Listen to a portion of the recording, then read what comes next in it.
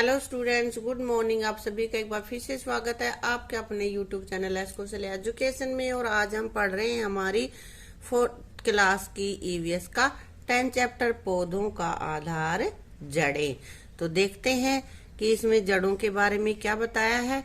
रोहित के पिताजी घर के बाहर मिट्टी की नाली में उगी घास उखाड़ रहे थे। देखो पिक्चर में दिखाई दे रहा है, ये घास उगी हुई है ना, उखाड़ रहे थे। पिताजी ने घास उखाड़ते देखकर रोहित भी घास उखाड़ने लगा।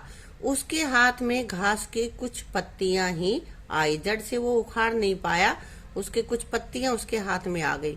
उसके पिताजी ने कहा, रोहित, यह घास जमीन के अंदर तक फैली हुई है और जमीन को जकड़े हुए है। अंदर से खुरपी लेकर आओ और इसे जड़ समेत उखाड़ दो ताकि यह दोबारा न उगे, क्योंकि उसकी जड़ नीचे जमीन में गई हुई है। ऊपर से जैसे उसकी कुछ पत्तियां तोड़ दी हैं तो ऊपर से तो टूटी हुई दिखेगी, लेकिन जल्दी वो फिर बड़ी हो जाएगी क्योंकि उसकी जड़ जमीन में है और जड़ों से उसको खाद पानी मिलता रहेगा। रोहित खुरपी लेकर आया और घास खोदने लगा। उसने पूछा, पिताजी, घास के नीचे ये धागे जैसे गुच्छे क्या निकल रहे हैं? दिखते हैं ना, तुम भी कभी फाड़ के देखना। तो ये क्या है? पिताजी ने कहा, ये तो घास की जड़ें हैं। यही जड़ है, यानी कि मिट्टी के नीचे जो दिखते हैं हमें धागे से उलझे हुए, वो सारी उसकी जड़ें होती हैं।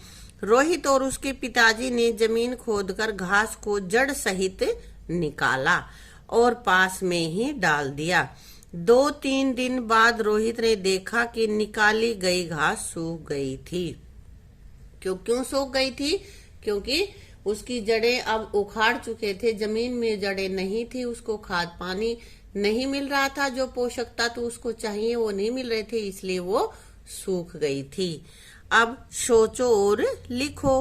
हाथ से घास उखाड़ने पर रोहित के हाथ में पत्तियां ही क्यों आई? क्यों आई भाई? जड़ क्यों नहीं आई? क्योंकि घास की जड़ें जमीन के अंदर तक फैली हुई थी, जड़ों ने जमीन को जकड़ रखा था। रोहित खुरपी क्यों लाया? खुरपी किस लिए लाया था? वो घास की जड़ों को निकालने के लिए, ताकि खुरपी से खोदकर जमीन के गहरे में जो जड़ें चली गई हैं उनको खोद के निकाल सके। पेड़ पौधों का जमीन के अंदर वाला भाग क्या होता है? जो जमीन के अंदर होता है वो जड़ होता है। और घास की जड़ें न होती तो उसे हाथ से उखाड़ना आसान होता? हाँ, आसान ही होता भाई। पेड़ का जो अंदर, किसी भी पौधे का जमीन के अंदर का भाग होता है वो जड़ें होती हैं, और ऊपर का होता है उसमें तने, पत्तियां, फल वगैरह सारी चीजें होती हैं, है ना। जड़ें पेड़ पौधों की क्या सहायता करती हैं? क्या करती हैं? पेड़ पौधे जड़ों द्वारा पौष्टिक आहार और पानी लेते हैं। जो जमीन में खाद होता है वो और पानी वगैरह लेता है। जड़ें पेड़ पौधों को जमीन पर खड़ा रहने के लिए मजबूती प्रदान करती हैं। तो जड़ अगर जितनी गहरी होगी उतनी ही गहरी उसकी मजबूती होगी, पेड़ की वो पकड़ उसकी मजबूत होगी और जमीन के साथ वो सटा रहेगा। ठीक है। घास को ऊपर से काटने पर वो दोबारा क्यों बढ़ जाती है? क्यों?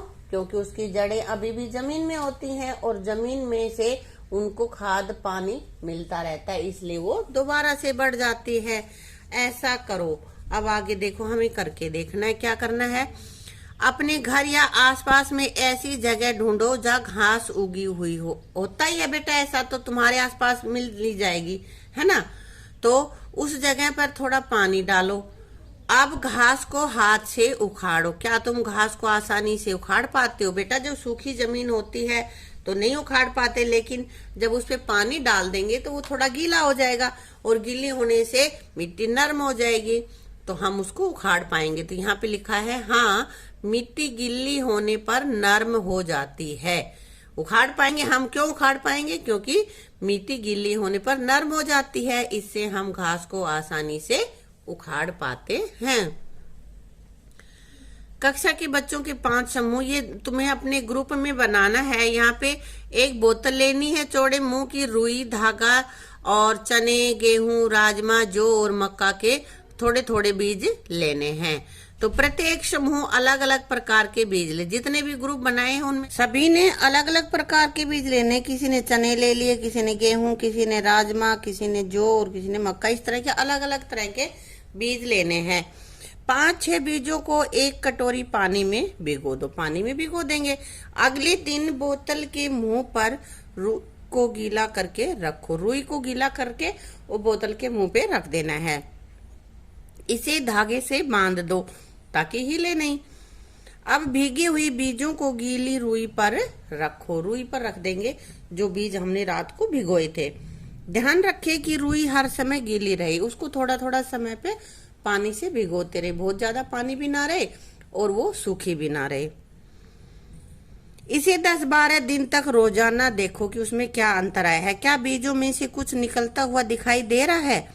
बीज तीसरे और 7वें दिन कैसा दिखता है उसका चित्र बनाओ। ये चित्र तुम्हें बनाना है। यहाँ पे तीसरे दिन कैसा दिखेगा, यहाँ 7वें दिन। तो बेटा जब भिगे हुए बीज है और उसको लगातार हम भिगो रहे हैं तो क्या होगा कि उसमें से अंकुरन हो जाएगा। अंकुर फूटने लग जाएंगे, वो स्प्राउट बन जाएगा उनका। तो वो अंकुर दिखेगा। तो तीसरे दिन थोड़ा कम रहेगा तो हल्का सा ऊपर दिखेगा थोड़ा सा। ये चने का बीज है हल्का सा। इसी तरह से यहाँ पे 7वें दिन थोड़ा और बड़ा हो जाएगा अंकुरन और नीचे थोड़ी जड़ें सी भी उसकी बन जाएंगी।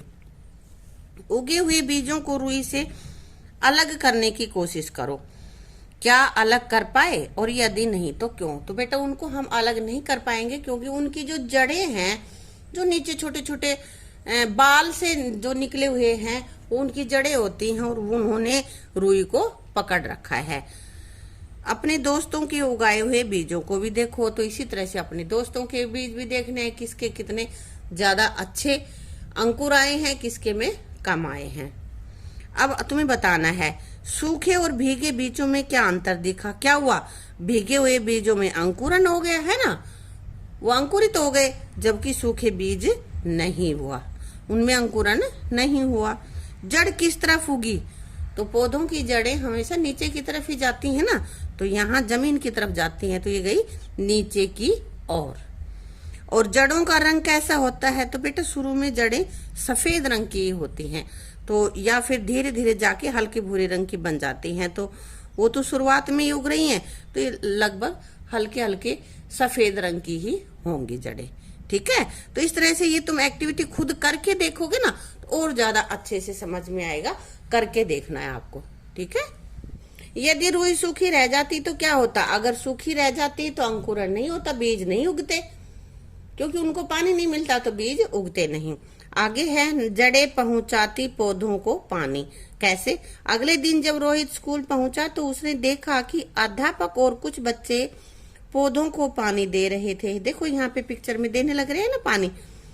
रोहित ने देखा कि पानी के नल के पास वाले पौधे हरे भरे थे, लेकिन दूर वाले पौधे मुरझाए हुए थे। उसने अध्यापक से पूछा, सर ये पौधे क्यों मुरझा गए? तो अध्यापक ने बताया, सभी पौधों को बढ़ने के लिए पानी की आवश्यकता होती है। तो पौधों को बढ़ने के लिए किसकी आवश्यकता होती है? पानी की। इन पौधों की जड़ों को पर्याप्त पानी नहीं मिला, इसलिए ये मुरझा गए। जो नल के पास है उसमें तो नल से पानी थोड़ा थोड़ा रिस रिस के जाता रहा जमीन में, उनकी जड़ों को पानी मिलता रहा, लेकिन दूर है उनको पानी इतना नहीं मिला, इसलिए वो पौधे मुरझाने लगे। बच्चे मुरझाए हुए पौधों को पानी देने लगे। अभी दूर है, इनको बच्चे पानी दे रहे हैं। ठीक है। नल से दूर वाले पौधे क्यों मुरझा गए थे? क्योंकि उन्हें पर्याप्त पानी नहीं मिला था। क्या पौधे तनों और पत्तों से भी पानी ले सकते हैं? नहीं, पानी तो जड़ों से ही लेते हैं बेटा। नहीं, पौधे जड़ों से पानी लेते हैं।